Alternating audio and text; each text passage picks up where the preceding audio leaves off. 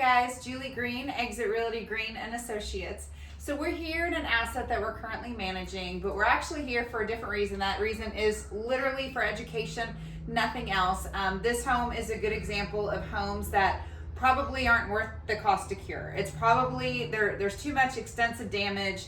We don't really feel like for the average buyer, it makes a lot of sense. And we wanted to point out a few things that you can look for as well, because this home has a lot of them. So the first thing that you're gonna notice, and by the way, we're on the second floor of this home just because we're starting here, but the first thing you're gonna notice is a ton of insulation has fallen down. You can actually see the top of the roof.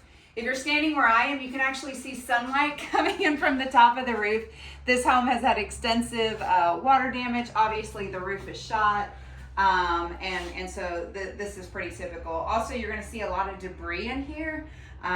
This home has had, squatters, or at least people that are breaking in and using it for a good time. There's also a lot of holes in the walls, and you'll see that throughout this entire tour. And basically that just means that people have come through and they have stripped it of electrical wiring, water heaters, things of that nature. So all of those would have to be obviously replaced.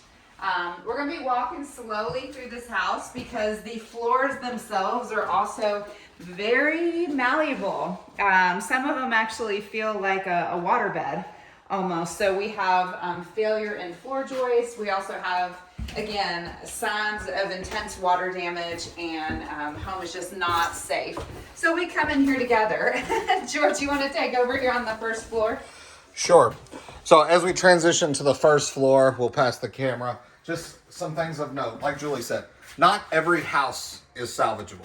Sometimes the cost to cure, like she said, is just way too much. So if you come onto this side, you will see a lot of things that are really indicative of homes that have been left empty for a long time. So in this house, the electrical panel completely stripped of all breakers, wires, etc.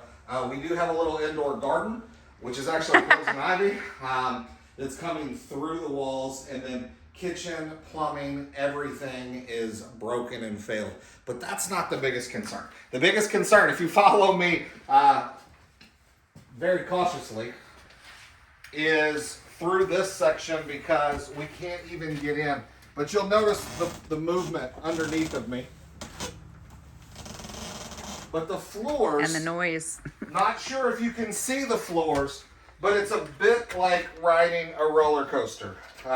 This is full joist failure, probably due to the water heater being stolen and pumping who knows how much water under here for who knows how much time. But they're literally a foot different in height. Yeah. And then if you can follow all the way through, whoa, you almost got a good comedy video. But if you follow all the way through. Very soft, very soft. Oh, yeah, I see where you almost went through. I did too.